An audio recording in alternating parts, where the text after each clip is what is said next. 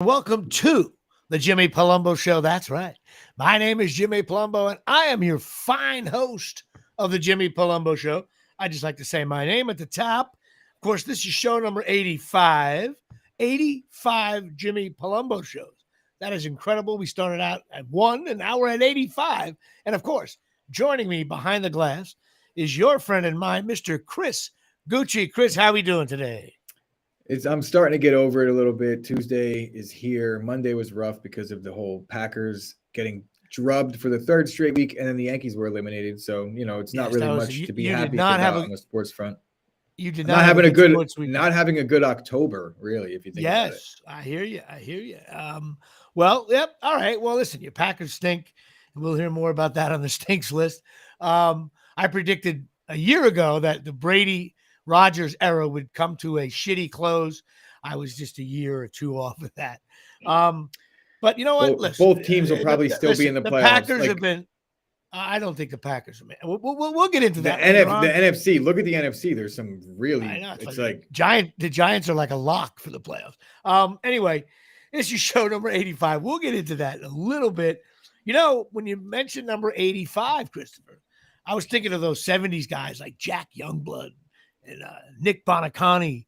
Then you got Art Monk, receiver from the he did Washington. I'll leave it at that. Then you got you Jet fans out there because the Jets are hot now. WW, Wesley Walker. But I want to go with two guys who really, when all said and done, in my mind, one of them is clearly known for one play, probably to the end of time, sports time. And the other one is a big person for me till the end of time. And that would be, first of all, the first guy is number 85, David Tyree. Now, he had a huge catch in the 2007 Super Bowl. It was 3rd and 5. Manning rolled right, got his face pulled, knocked around, spun around, didn't know what he was doing, looking for his brother. And he threw a ball, floated it downfield. Tyree was well covered. I can't even think the guy's name by like an all-pro. Rodney Harrison, who hit him, chopped him, did everything, proper defense, and somehow David Tyree caught it off his balls, his face, his head, spun around, kept the ball. And I thought it was incomplete live. But when you watch the highlight, you're like, damn, that ball didn't hit the ground. It's crazy. But he also caught a huge touchdown and put him up 10-7. People forget about that. And to me, that was just a great catch, a great moment.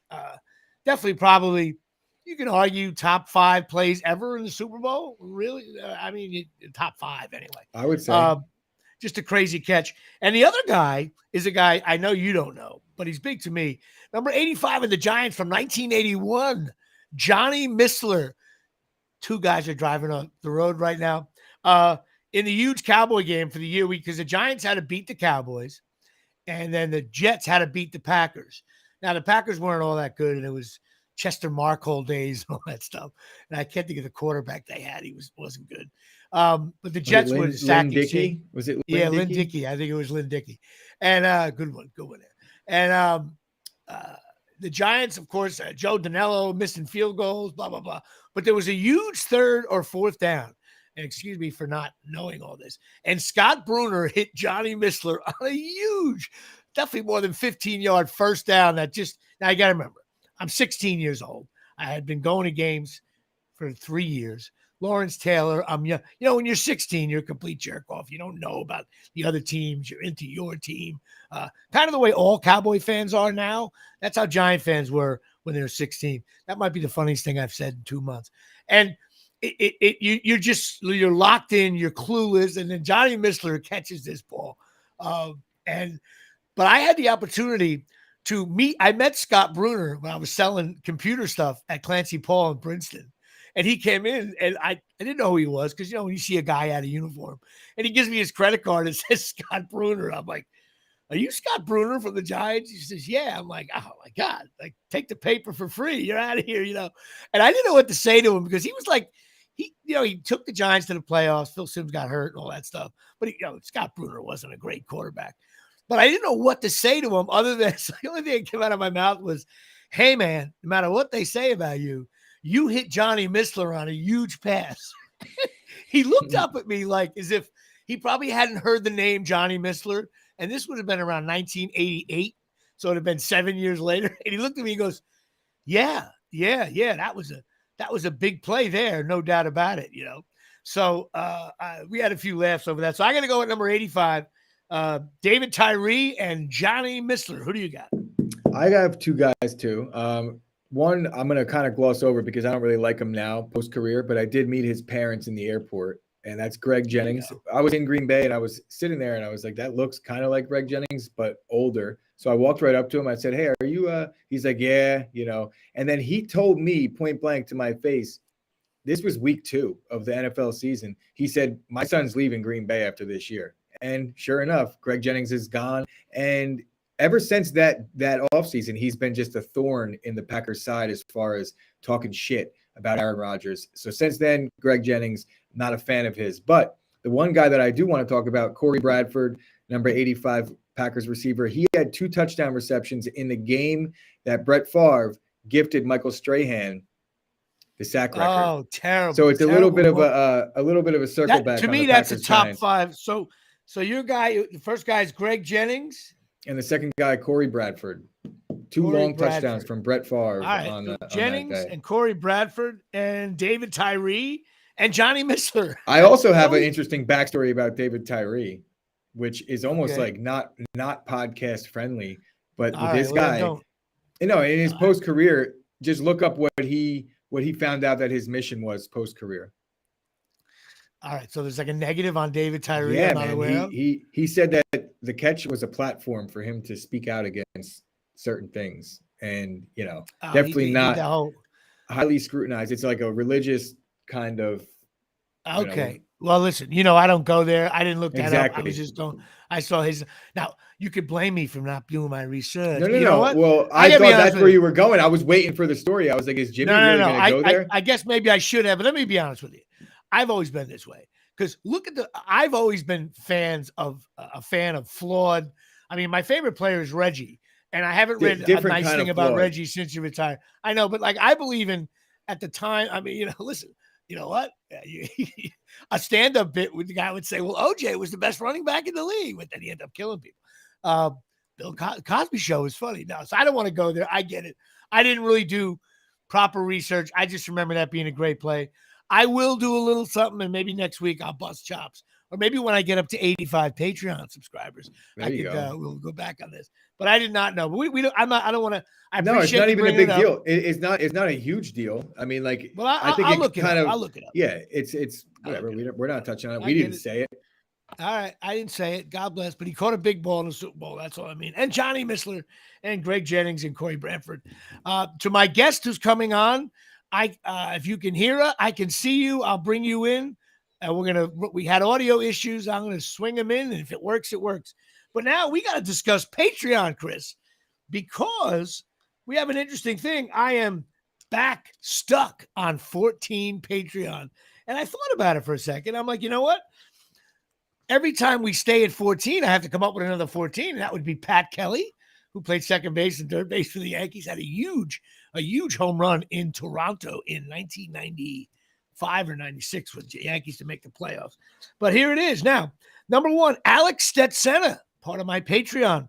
And I saw him at the Rutgers game. And not only does Alex give me $3 a month to support this entertainment, Alex also, I was online at the Rutgers game, having trouble getting a beer. The lady, the credit card machine, this guy comes flying in, slaps a $20 bill on the counter. It says, pay for this guy's beer. I look up and it's Alex Stetsena. And I said, all right. She took the money. He bought me beer and peanuts. And then I started laughing. I said, not only are you, a Patreon subscriber supporting me, now you're buying me beers. So he's my favorite Patreon subscriber of the week, Alex Stetsena from Ramsey, New Jersey. Great musician as well. Also, Mary Eileen Riccardi, Mike Demosi, my mom, Joe Palumbo, my cousin, Rob Pastor, getting involved, Kappa Sig back in the 80s. James Kanowitz, okay? He made a run for favorite one because he came to my comedy show on Saturday night. And I was going to bust his balls because he didn't really get back to me on website stuff. but he showed up with his full family. And then another friend of mine, Robin, was there. Turns out they're like second cousins, and there was a whole family reunion, all because of Jimmy Palumbo's comedy show, Christopher.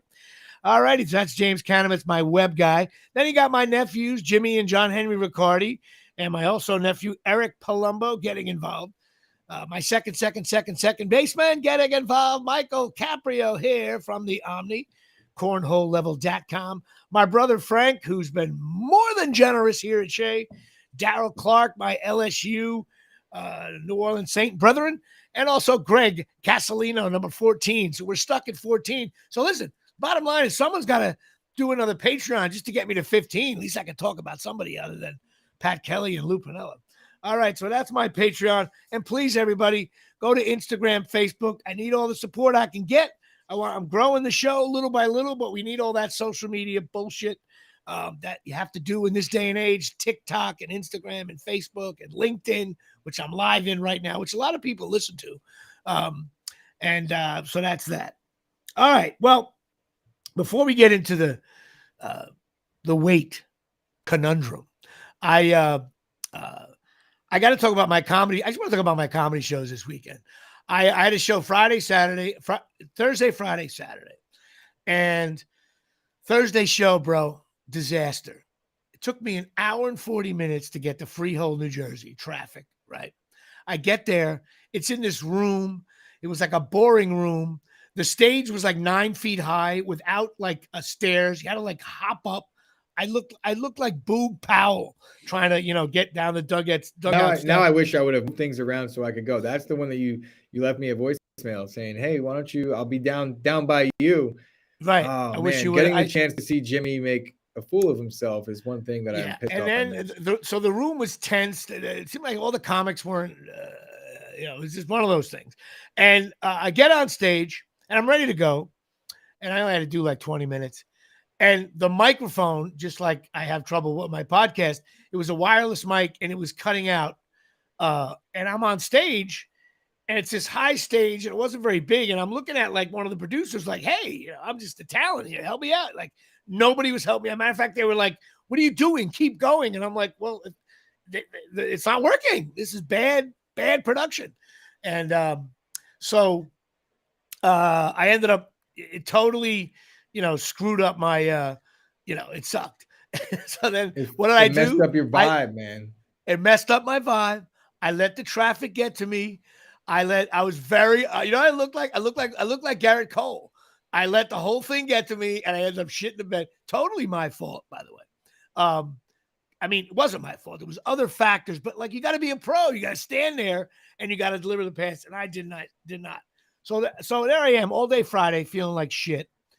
And now I have to headline 2 shows, Friday and Saturday, at the Comedy Cove in Springfield, New Jersey. And you know what, dude? I bounced back really well. I was focused. I was like, I don't care if they're booing me. I'm coming out throwing 100 miles an hour. I had a pretty good show. Nice little crowd showed up. Some friends and family showed up, which is nice. So you were Verlander. So on Friday, you were Garrett Cole. That's it. I was Verlander. I don't know what's going on my screen. Do you see that, Chris? I got get rid of that. I did the job. I got it done. You know what I mean? And I got to give a shout out to the feature, the guy who did 25, 30 minutes, Gary Sharp. He was a great comic. He did really well. He's only been doing it, I think, 3 years. He came out there. The audience just loved him. He had a good vibe about him, and he got laughs throughout. It was really, really nice to see that. And he also kicked ass on Saturday night. It was even better Saturday night. And we both did really well. The funny thing was Friday, though, my buddies showed up, my buddy Bobby and Larry. They were right in the front table. So it was like doing stand-up for them, And I hear them giggling. I did a lot of asides that I knew they would laugh at. But there was this smoking hot blonde right at the corner table, 4 feet from the stage. Because the Comedy Cove audience is right on top of you, like old school. Dude, this girl was lights out hot. Right? So I'm looking at this hot girl. Like, how could you not acknowledge it? So I had a couple throwaways. But the weird thing was she didn't laugh at one joke. Not one joke. So there I am doing stand-up, and I'm not getting any jokes. I mean, Chris, you don't know that. That would be like you doing a podcast and no one's listening. Well, if you're familiar with that at certain points, but it's so bad when you can't get a hot girl in the front row to laugh. And after the show, I ended up bullshitting with her and her friends, and she was like, "Oh my God, you were so great! You were so great!" I'm like, "Well, maybe you're one of those aloof kind of chicks." I was like, "This is crazy. You didn't laugh once." She goes, "Oh, See, I I was could laughing." relate to that though, because there's times that I don't laugh and I think things are funny. It's just how I am. I know, but you're not a hot blonde, and you weren't sitting in the front row. That's very true. That is very like true. if it was you, I would say there was a jerk off in the front row acting like a complete asshole. His name is Chris Gucci. But anyway, we had some good shows, and I was happy about it. Felt good about it. Felt good to get it going. And so now I have a big show this Friday in downtown Oakland at Portobello's. It's a charity, so you're giving money to this Italian organization that gives back to the community big time. If you want to get tickets, it's at grunico.org, grunico.org. Tickets include food, dinner, dessert, wine, and beer, and a show. So when you add it all up, it's a pretty good deal. So come check it out this Friday. All right. Well, Chris, it's time for the weight conundrum. I'm stuck again. Last week I was stuck at 198, and I was doing well. So I lost a pound last week. This week I'm back even at 198. So I held serve, and I think the main reason was I was bartending last night, and I didn't eat all day. And they have these bar pies, so I got to serve these bar pies all day. All of a sudden I was like, we weren't that busy. It was raining out, and I'm like, I just put it in the computer, 10-inch bar pie. Next thing you know, this bar pie comes. And I thought like the other bartender would, like, everybody would grab a slice. No. Jimmy Palumbo, University of Fat Bastard. I ate the whole pie, and it was delicious too. And I was like into it. But then I realized I just sucked down an entire pie. It was embarrassing. But this weight conundrum is sponsored by Absolute Eyewear. That's right, 42 Main Street. Absolute Eyewear, Woodbridge, New Jersey, 732-326-3937 or 732-326. Eyes. I got you on. You were frozen, so I was waiting for your reaction, and then it froze. So I was like, "Oh shit!" There's always interweb issues here, but go to Absolute Eyewear. Craig and Johnine Michaud. He's my right center fielder. Johnine's better than him in softball as well. They're great people, family owned, full service opticians, prescription eyewear, sunglasses, glasses for the kids, contacts. They got all kinds of really, really cool glasses there. They have Ray-Ban, Coach, Ralph Lauren, Jimmy Choo, Silhouette, Michael Kors, Vogue, Maui Jim, Costa Del Mar, and Oakley, not Charles Oakley. I haven't done it in a while. I haven't done Jim Gordon. This is Jim Gordon alongside Dick Lynch. Ray-Ban, looking. Coach, he's got Coach. Ralph Lauren, Jimmy Choo, Silhouette, Michael Kors, Vogue, Maui Jim sunglasses, Costa Del Mar, and Oakley. That's it. They have glasses for every budget, including mine. $100 off a complete pair. If you put in JP Sports or Chop Sports, get yourself $100 off a pair of glasses. The best thing about them is when you go there, Chris, when you buy something there, when you walk out and get into your car, you don't feel like a jerk off.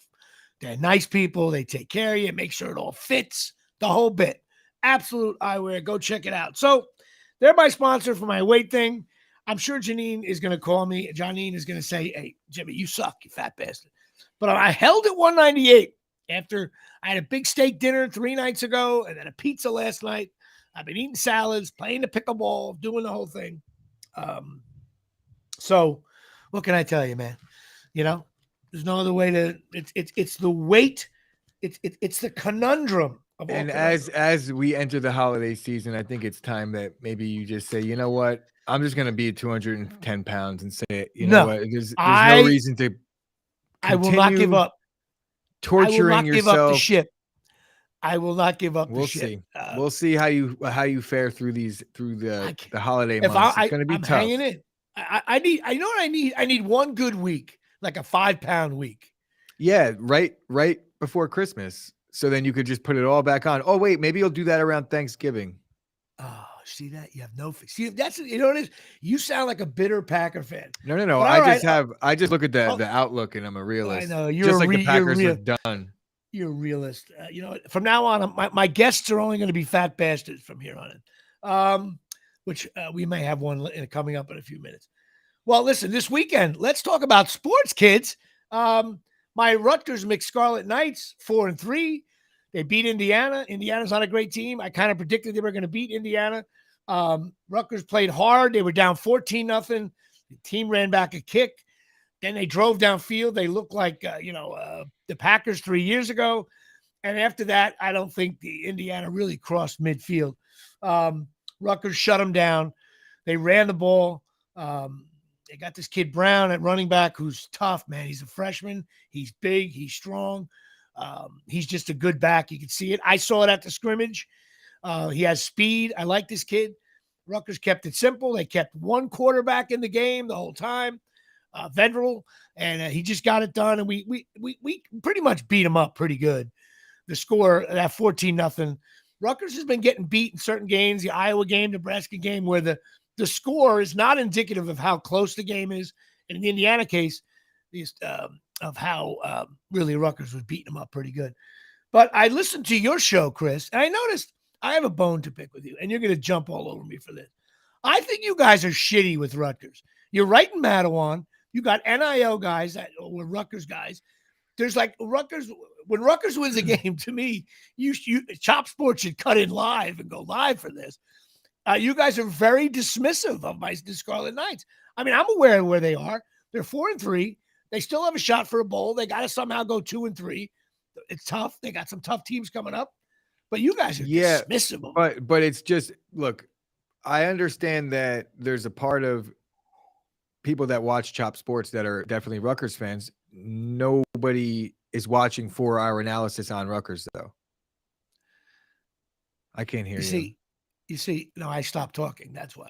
I was in shock at what you just said. Well, you should have some analysis. You don't think you should have some analysis? No, because it will be like me saying what I think it's going to do in the weather in 2 days. So just give a shout out. Well, you know what? It's a beautiful sunny day here in downtown Mattawan, and it's a beautiful day. And you know what else I think too? I think that because of our show largely revolves around gambling in some ways when it comes to football, and you can't bet on Rutgers, but you can't bet on Rutgers if you're from New Jersey. So we never have insight or reason to talk about them. Well, but people don't. Well, first of all, you can bet on Rutgers football. You just can't do it through the, millennial. Yeah, I have to jump through hoops. Vinny. I don't need a Vinny in my life. You know what? Right Instead now. of busting your balls, I'm telling you, show a little love for my Scarlet Knights. They have 5 games left, right? They play Penn State and Michigan. Those are losses. We're overwhelmed there.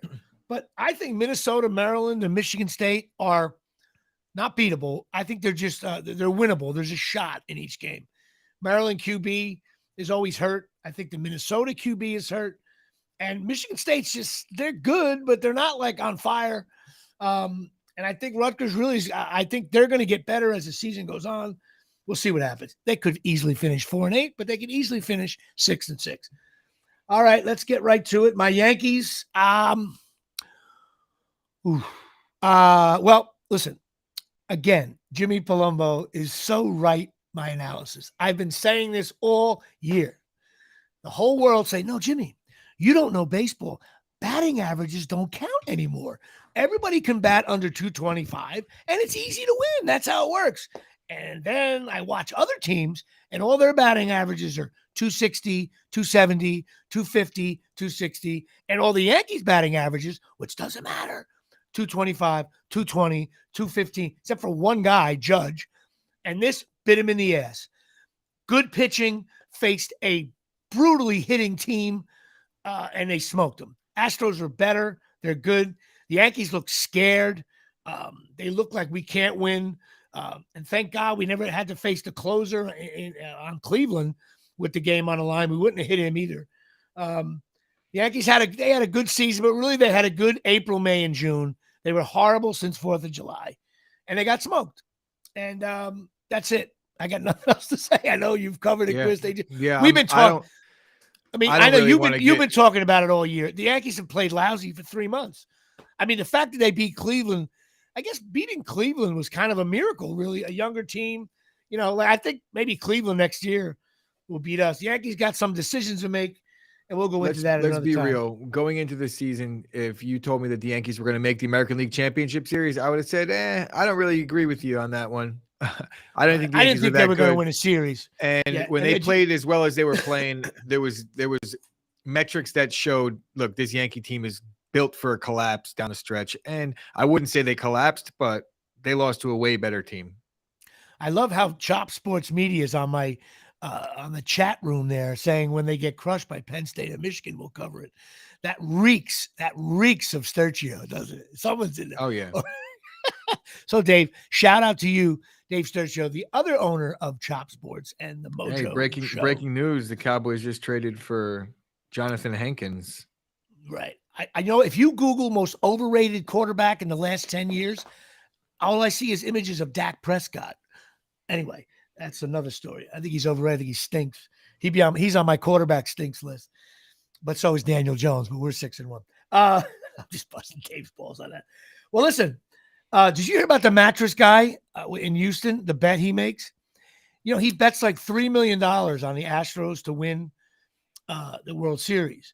But what he does is every mattress he sells, he says that you will get your money back. So I think it's the greatest sales thing ever.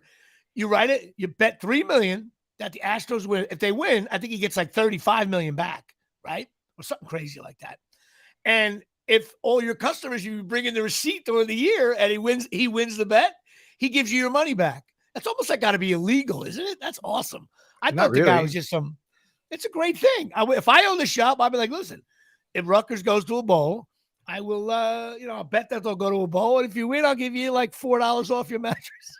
Yeah. So you mean the guy that's rich enough as to where he could afford to make a $3 million bet? Right. I think he could afford to give some people some mattresses. But yet if he loses, probably with the sales he gets it back anyway. So, I mean, if you're a big Astro fan, you go to buy the mattress there. Anyway, the Knicks, really quick, they're 2-1, early NBA. I don't want to talk much. I watched a little bit of them. They look like they're playing hard, but it's October. NBA means absolutely nothing. It is nice to see LeBron James finally. His team stinks. If I had an NBA stinks list, the Lakers would be on it. And nobody cares about basketball now. It's October. I get that. But I love this Randall Brunson Barrett thing. I think the Knicks are going to make the playoff. Giants. The New York Football Giants, how can I not discuss this? But I waited till the end to discuss this because the Giants are 6-1. Now, everybody says they were the worst 5-1 team in the history of the NFL. And now you can make the argument they're the worst 6-1 team. Something about this team, though, is just fun, man. The Giants have been so irrelevant. Not as long as the Cowboys. Do you know what the Giants remind me? 7 years. Do you know what the Giants remind me of a little bit? And I guess you could take some parallels, and then obviously there's ones that just – but this season of the Yankees, where it's like they weren't really expected to be as great. They're coming out guns blazing. And obviously, that as expectations grow with the Giants. Yeah, but it's going to be that much shittier when they lose. But the Yankees had expectations coming in. Bigger expectations than the Giants. Listen, the Giants are 6-1. Let me tell you what that does. Okay, the Giants haven't. That means that pretty much for the next 5 or 6 weeks, we're going to be in the playoff hunt. NFC stinks. Everybody's got like 3 losses already. If the Giants end up being 6-6 or even 6-7 with 3-4 games to go, they're going to be in the wild card hunt, which is all you really want as a fan when your team is not that good heading in. Now, for some teams, they want division, like teams like the Chiefs and stuff, but they're above the rim. I like this team. It was a wild finish. The guy caught that ball. If he just spun one way or the other, he would have went in. Game would have been over. And I put the blame for that last drive, 100% solely on Saquon Barkley. Because he stepped out of bounds, not once. The second one was brutal. You gotta not go out of bounds, bro. You can't go out of bounds. They have no timeouts. But did you see the first time he stepped out of bounds? He stepped out of bounds early in the drive on a first down run where all he had to do is he like tried to get more yardage. Oh, you cut in, you cut towards the middle of the field, you go down. They burned their third time out there. There would have only been, in other words, it would have took 40 seconds there, and then at the end of the game, they left the door open and it almost burned them, literally almost 1 burnt yard them. short. Run yard short, but you know what? That was like the fun, exciting game. Giants are fun. I'm loving every minute of it because we've been so bad. I think we're well coached. I think the Giants have a new culture in the clubhouse, maybe talent level. Listen, I will bet my life on this. I can't believe how good Daniel Jones is. I watch these other NFL games and every team has like stud receivers, and we got you and Dave at wideout. It's awful. Our receivers stink, and this guy's getting it done. I'm telling you, if he had even a top 17 receiver in the NFL, Daniel Jones would be. He's playing fine. He's running the show. He's running. He's passing when he has to, making smart plays. He's not the best quarterback. He's never going to be like an Eli Manning or Peyton or any Rodgers. Never going to be like that. But the kid's playing hard, and if you ask me, completely deserves for the Giants to pay him something next year. I'd re-sign him as of now. They just need a wide receiver. But listen, Giants can easily lose. They can finish 6-11. But it's fun, and I'm enjoying it. Which brings me to my stinks list, cornholelevel.com. That's right. Now, Chris, you know, if you go to a barbecue and you go, you see a cornhole level, right? A cornhole board, and they're not level. Doesn't that freak you out? They're flat. They're too much on an angle. So what do? You go to cornholelevel.com and you buy these things for $19.95. You get 20% off your order if you put in JP Show. And what you do is you put this thing on the board and it levels everything, to, fro, up, down, around. It's great. It's cornholelevel.com. It's owned by my second baseman, Mr. Michael Caprio, who always wore a shitty Met hat during our games, which annoyed me. But he's got a really good great for the kids, great for stocking stuffer day here at Shea. Get this thing, especially like me. I hate cornhole. This is such a great gift to bring to someone's house. You want to bust their balls and say, hang on, it's not legitimate. And you do the thing, and it's like this thing. It clicks right onto the hole of the board. You level it, and you take it off. It's awesome. So go check it out, cornholelevel.com. And let's go to the stinks list. I'm sure Chris is going to enjoy this one. Not much has changed, really. I got the Buffalo Bills at very good. The New York Jets at very good again. Dolphins stink. Patriots stink. Ravens average. Bengals average. The Browns and Steelers stink. Titans average. Colts stink. Jaguars stink. Texans stink. Kansas City Chiefs, just going to give them a good. Another week in a row at the G spot. I think the Chargers, Raiders, and Broncos, I think they all stink too. Overrated over there. So I'll put them on the stink list, but that could change as time goes by. Now, the best division in football, the NFC East. I have the Philadelphia Eagles at very good. The New York Football Giants, I have to give them very good. They're 6-1. Can't change that. Dallas Cowboys, I'm going to keep the Cowboys at good, but they're going to start. They're entering VG territory right there. I'm going to put the Commanders at average. First time the Commanders have been upgraded to average. Minnesota Vikings, very good. Packers, Bears, and Lions, they all stink. Tampa Bay, the NFC South is all four stink. Buccaneers, Falcons, Panthers, Saints stink. NFC West, Seahawks, average. Rams, average. And the 49ers and Cardinals both stink. I predict that may change as the year goes on. So that's it. We have 19 stinks, up from 14. We have 6 averages. We have 2 goods and 5 very goods. The fact that you could realistically, and this is all I'm going to say, you could rebuttal if you want, but you have the Jets and the Giants at very good, and you have the Chiefs at just good. Yeah, you know why? Because it's fun. It's so very good what's going on with the Jets and Giants.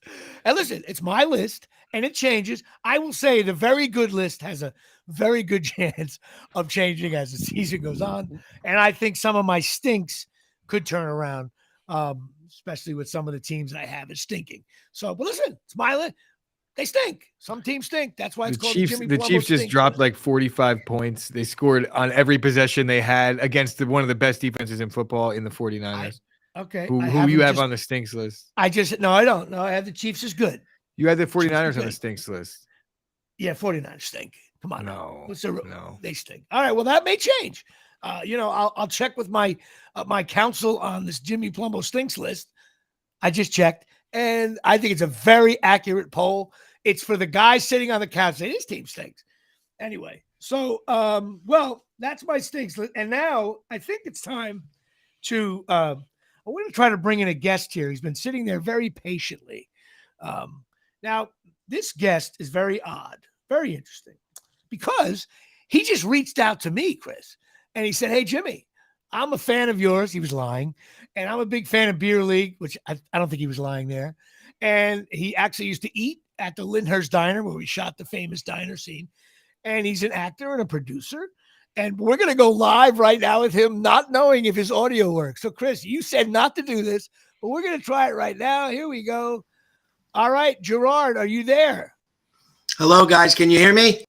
Yes, I can. Yes, I can. Yes. Yes, we can. You look a little blurry, but that's because you're using a shitty laptop. That's okay. Yeah.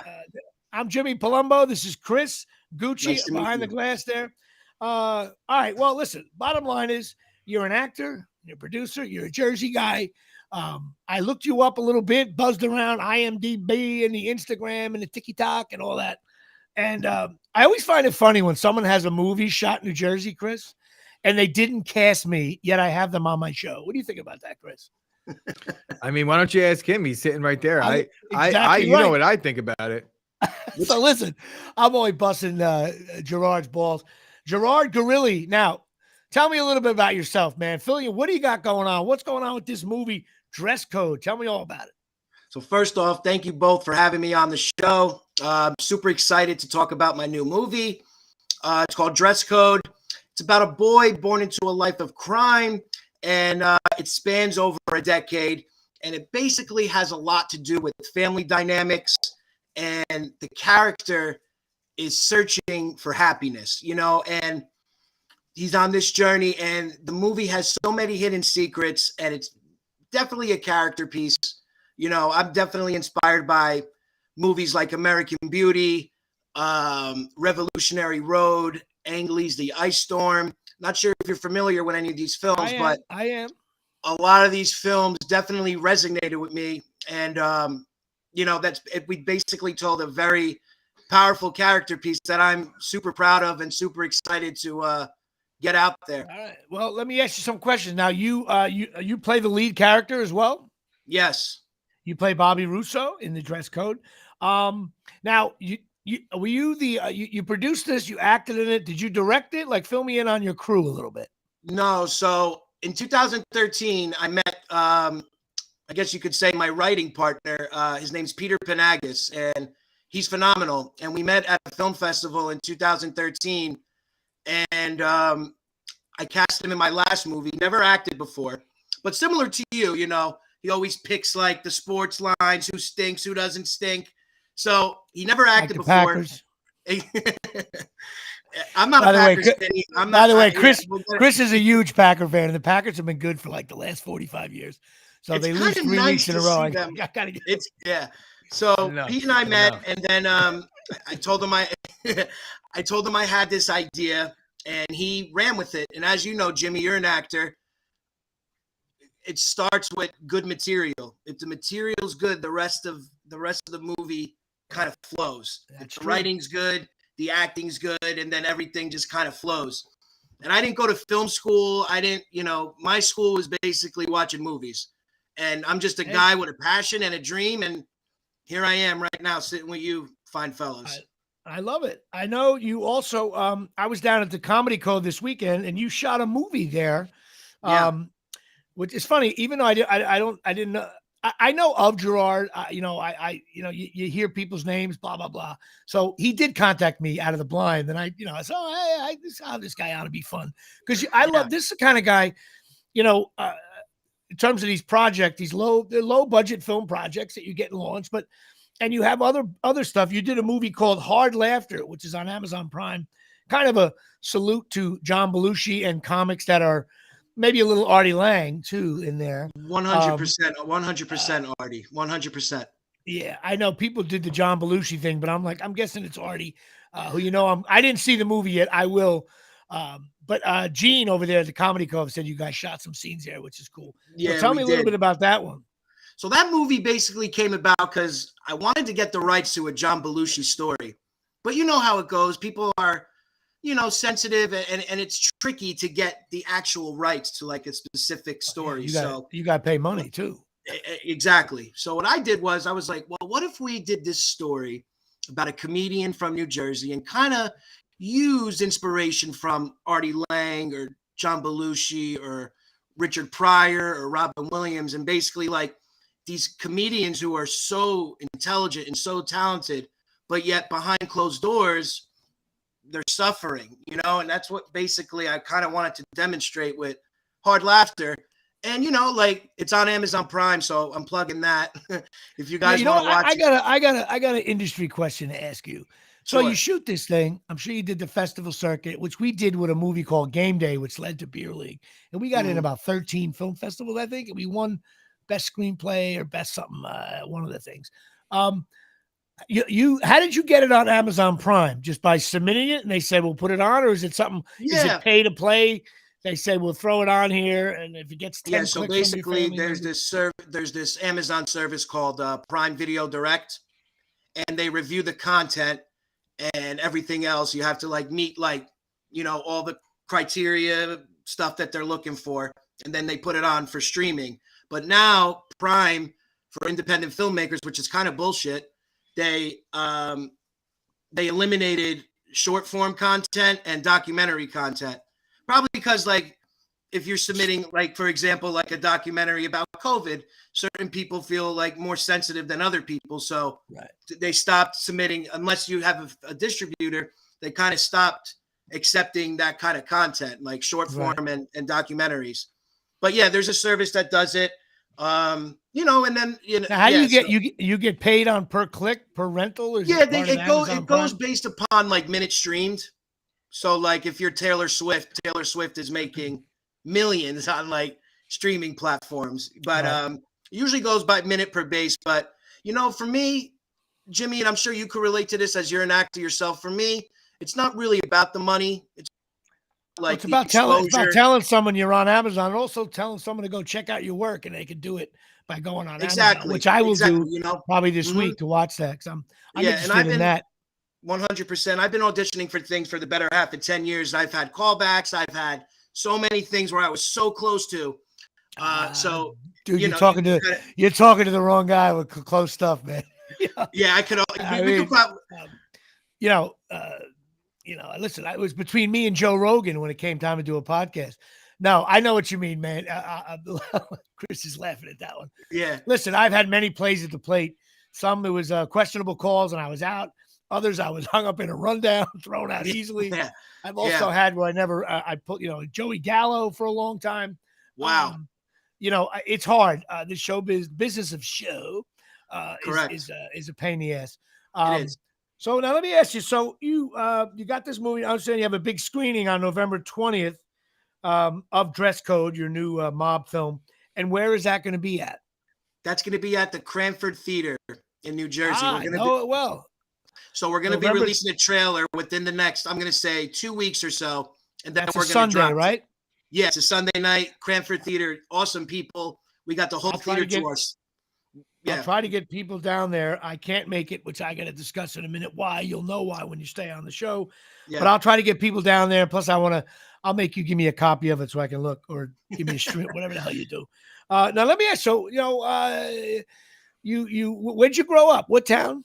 I grew up in Belleville. Not sure if you're familiar with Belleville. But, I am, because we, so you're talking about Vidiello's, one of my favorite bakeries, which I heard just closed. Devastated. There was something about their bread that was so good.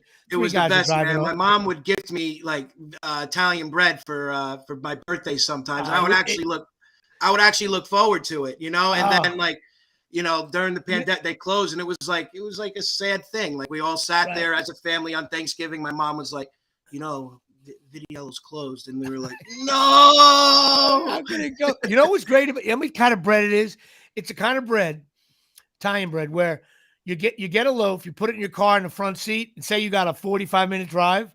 Yep. You have to get 2 loaves because the first loaf is for your drive there.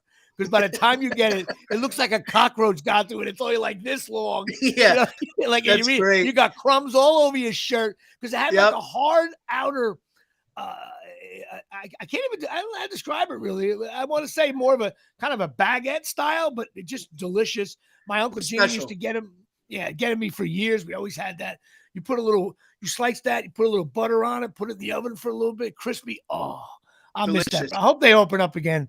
There's rumors circulating that they're gonna reopen in a new location, but who knows, man? Right. At least we got the memories, though. We do have the memories of Vidiello's bread.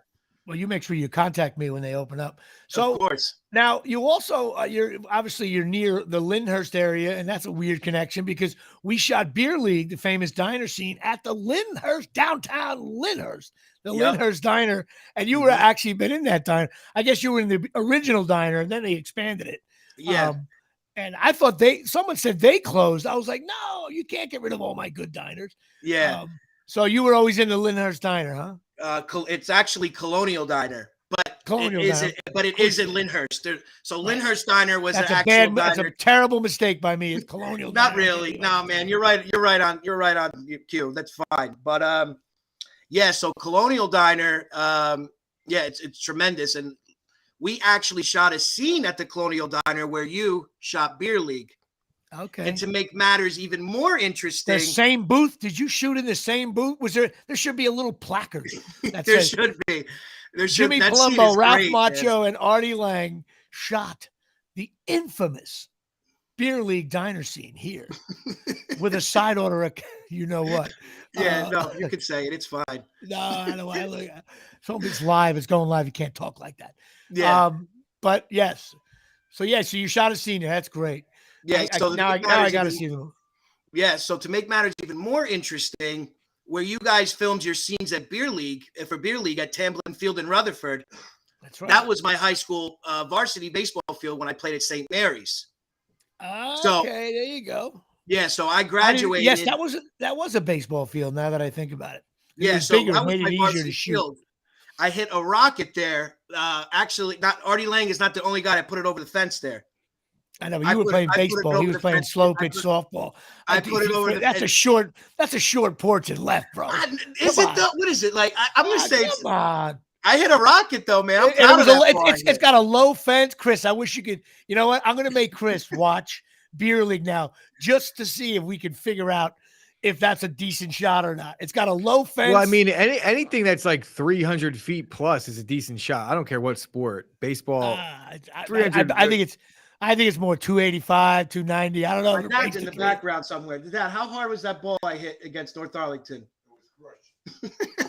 See that? He said it was crushed. I have guests, and now I got to listen to your old man tell you that you hit when you were a little boy. You hit a home run. Tell your father he's a jerk off, and if you can hear me, I don't want to hear his shit.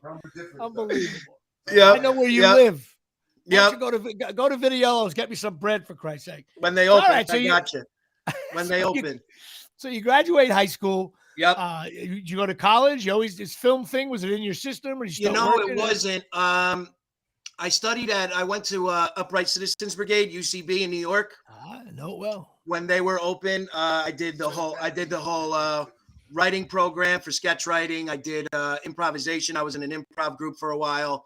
That was a lot of fun, man. It helped me.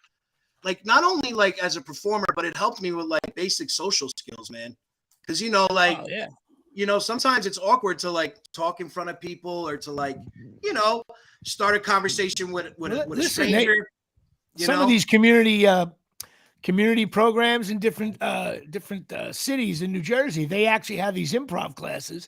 And one of the things they say is like to get you to open up. When Artie and I did improv, back in the day, it was like shitty improv, like one word story. Yeah. And Artie and I came from the style of you start the scene and within 7 seconds you had to have a one-liner. Otherwise you got off. It was so not like, the yes and we were like, no, but get a laugh, get off. And some of the people hated us because we would do like shitty material. We'd get laughs though. We didn't care. Yeah. Well, we weren't exactly. Like it should be, right. You should be able to improv like that. UCB was a great school. Shout out to them. But like very structured, very yes and Sure. That's and the way it very should be, though. very structured, That's the way. That's how very you get structured better. improv. Yeah, Yeah, and that's how you. I never really got to do it that way because that's not yeah, what I joined this group with Artie. And but the funny thing is, it led to he got on Mad TV and I got on NBC, so yeah. our It path worked. worked. But I saw an improv show about 5 years ago, and I was like, oh my god, I'd be dead in the water.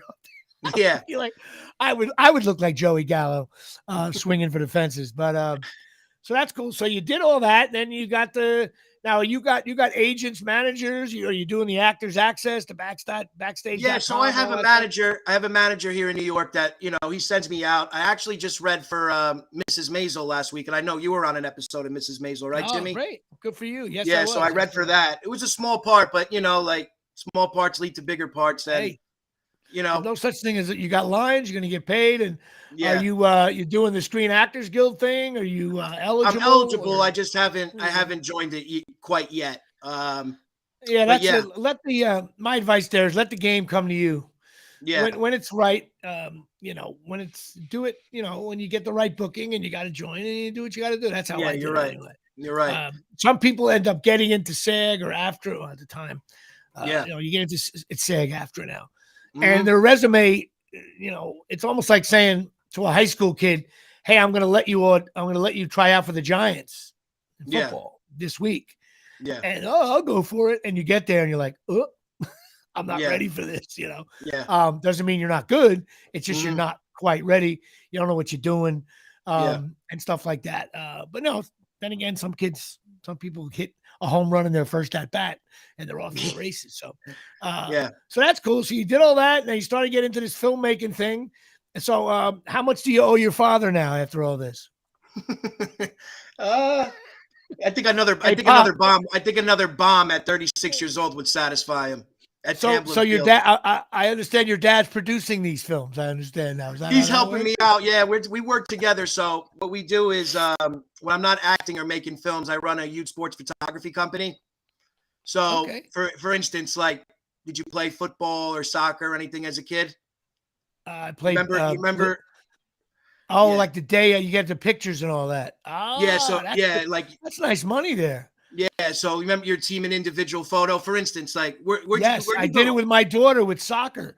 I mean, I played Little League 100 years ago, but my daughter did like kinder kickers, and she was only like 7 months old. It seemed like they had her kicking the ball around, and then they had a photographer. We got the team shot, and I'm sitting there in the background as a coach, even though I don't know the rules of soccer. And then we bought him. It was $55 for 3 shots. And that's cool. You do for all the towns around and all over. Yes. So we're actually pretty enormous, man. We're in like 7 states, actually a little bit more. We're in like Delaware, Connecticut, Pennsylvania, New York, we got leagues in Florida. Yeah, we're crazy. It's going I'm actually in my office. I'm not sure if you can see, but there are sports backdrops behind me. So yeah. Well, there you go. Oh, that's cool. That's a big. And your dad, what do you have, franchises in all the states, or is it just? Yeah, pretty much. Yeah. So what do you do? Like you go up to a photographer and say, "Hey, go under our banner," and you take the shots. Is that kind of thing? Yeah, it's helped a lot too, like Facebook with marketing and stuff like that, because a lot of these youth leagues have Facebook leagues. So what I'll do is I'll send them a proposal with like my pricing and stuff like that, and then that's how that works. I love it. And then it goes to like a board to oversee it, and then But what's great about my business too is it helps me, pursue this venture of acting and filmmaking. It helps finance my independent films. And I wish that's awesome. I wish I could have done a much better job at that in my youth. Maybe I thought I was going to be a big star, and I always thought I was going to hit the home run. And instead, you're still working though, Jimmy. You're doing. I hit a lot of doubles, but that's my one word of advice. It's show business home run derby. And a rocket off the wall means nothing. But listen, that's really cool. So listen, Gerard, let me make sure I got everything right here. I want to make sure everybody knows about what's your Instagram. You're at what do you got? Dress Code the movie? Movie? You can follow my movie Dress Code. It's Dress Code Movie on Instagram and Facebook. And then my personal Instagram is GFresh630. GFresh, really? Well, I mean, yeah. Could you be any more Guinea? G Yeah. Fresh? What do you? Why That's wasn't I you- casted as the Guido in Beer League, bro? Too bad I was too long. Who played that guy? You were too young, and Who now you're played that G guy? Fresh. I should have been that guy, buddy. Are you the kind of guy I meet at DJs on a Saturday afternoon? Yeah, me and my buddy G Fresh. Yeah, I want to go. I would be J Fresh, right? What do you think, Chris? Chris Fresh, C Fresh, J Fresh. C Fresh. I love it. I love it. By the way, Chris, my girlfriend and her family know you very well. They said, and they said nothing but nice things about you. Yeah, I know them well. Tell them I said hello, and I hope to see them soon. I've been actually doing some business with. I know a very close friend of theirs that I'm going to run into tomorrow, and he's like a mutual friend of both of our families. So maybe we'll be able to link up. I haven't seen them in a couple years, but tell them I hope they're doing well and hello. That would be great. Yeah. This is like a mob movie. Everybody knows each other over here. See that? The Jimmy Palumbo show. Chris, Did you know Jimmy's from Colonia too? Jimmy's from Colonia too. No, Jimmy my girlfriend, she told me that because she looked at the yesterday's post and she was like, Jimmy's from Colonia. And I go, what's her last name? Do I know the family? You don't want to say it? I don't think so. What is Jimmy, it? like they're more they're younger. more in my generation. Yeah, like definitely.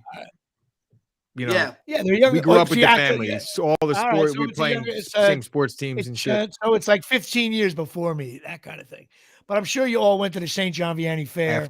I would say after you, but 15 years after. After. Did you guys go to St. Gerard Festival this year? No. I haven't gotten to do anything fun in about 3 or 4 years, honestly. Yeah. No. Oh, here we go. Feel bad. Oh, Jimmy, shut up, bro. Shut up. For Chris. The doom and gloom is real right now. Man, Yankees get swept. The Packers haven't won in a month, and Chris sounds like I'm ready to mail it in. One of those animated characters. Jimmy, I know you're a baseball fan too. Remember the name, Adley Rushman, baby. Oh, I know all about Adley Rushman. Come on, man. I've been buying into Adley Rushman's card. Adley Rushman. He's on my to-do list when it comes to collecting. I'm in on the sports collecting. He's a catcher for Baltimore. He was the number one pick. Yeah, he was the number one pick. What year was this? He's legit. He's the best catcher in baseball right now. Where's he from? Oh, where do you go? I think he went to Oklahoma State, but he was drafted number 1 in 2019, like the first pick in the country. Yeah, it's good. Orioles are on the rise, man. Okay. Are you an Orioles fan? Is that why we're hearing about this? Big time Orioles fan. Yep, that's my team. Well, you know what's going to happen then. Orioles. No matter how good he is, he has a chance to play for the Yankees, Mets, the Dodgers, or the Red Sox. That's the depressing. That's the depressing part about it. I think the Orioles are the best minor league system, a team in the Major League Baseball. It's the future is super bright, and it's going to be so bright. And after 4 years, they'll all play somewhere else. That's the depressing part. We haven't had an ace since Mike Messina. Mike Messina was the last ace the Orioles had. Think about that. And John Means is all right, but he's hurt now, right? Didn't John Means just have Tommy John? John Means had Tommy John, but he's not an ace, though, is he? I know, but you don't know with these young guys. They could have a couple seasons, but like a true, guy that you're willing to give a fat second contract to. You know what I love about my show? We went from talking about Gerard's new movie coming out, Dress Code, to John Means and Adley Rushman. Now we're talking about chicks that Chris knows. I wish we would have talked about Adley Rushman and John Means. And now we're talking about a shitty. A catcher that no one gives a crap about in the Baltimore Orioles. Bro, if you go into like a MLB baseball card break, the Orioles are one of the highest teams in that because of Adley Rushman cards. Trust me. Yeah. Everybody knows about Adley Rushman. Everybody knows about the movie Beer League. I mean, will you stop it now? Adley Rushman. The hell kind of name is that? All right. Listen, man. You might listen, Gerard. You might as well stay with us. We're almost done with the show. Yep. Listen, I want to give a shout out to Pine Tar Bar and Grill, 121 South Main Street, Forked River, New Jersey. That's Forked River, New Jersey. It sounds like I'm saying something else. 609-489-4286. You got to go check this place out. It's down by LBI. They're a little north of LBI. They got 7 million TV sets. They got my father's pictures hanging on the wall.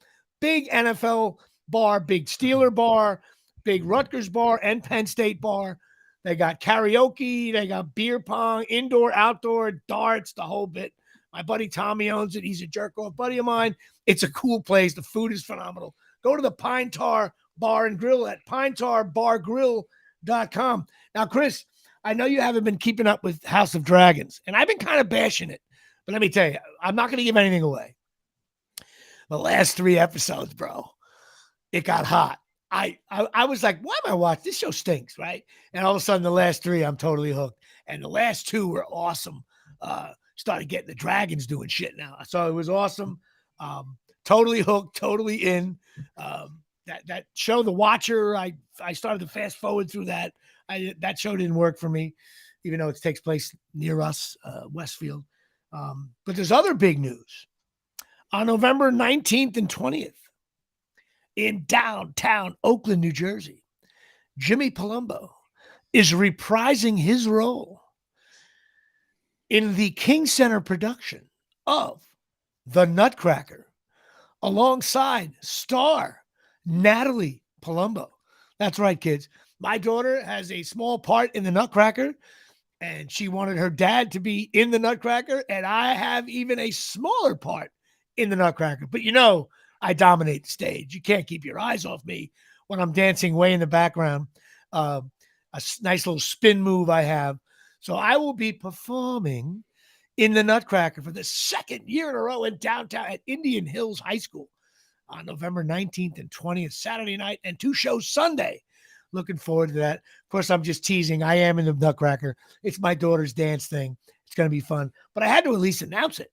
I was able to work out the contract details of my contract for The Nutcracker, and probably there'll be a huge Giant game that Sunday. I'll be on stage dancing while the Giants are trying to not be 6-6. But listen, I think the end is near. The Giants enjoy it now. You said it last week. The last. I 2 stand weeks by on it. your I show, stand Chris. by it. And everything I said was true. They got carved up.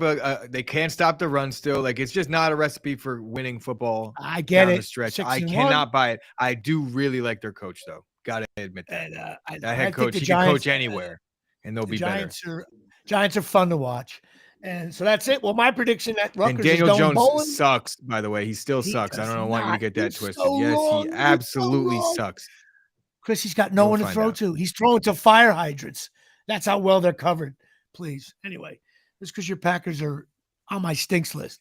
But anyway, we'll talk about that another time. Chiefs are on your stinks list at this point. They're on the good list. All right, everybody. Listen, Gerard, thanks for sitting in the last few minutes here and having some fun. I wish you the best. Let's keep in touch. Matter of fact, me and you have a little business meeting. I think we're going to have it tomorrow or Thursday.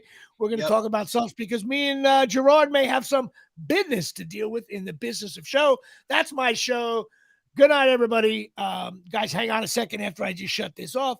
All right, guys. Jimmy Palumbo Show, show number 85, signing off. It's Johnny Missler Day here, Che.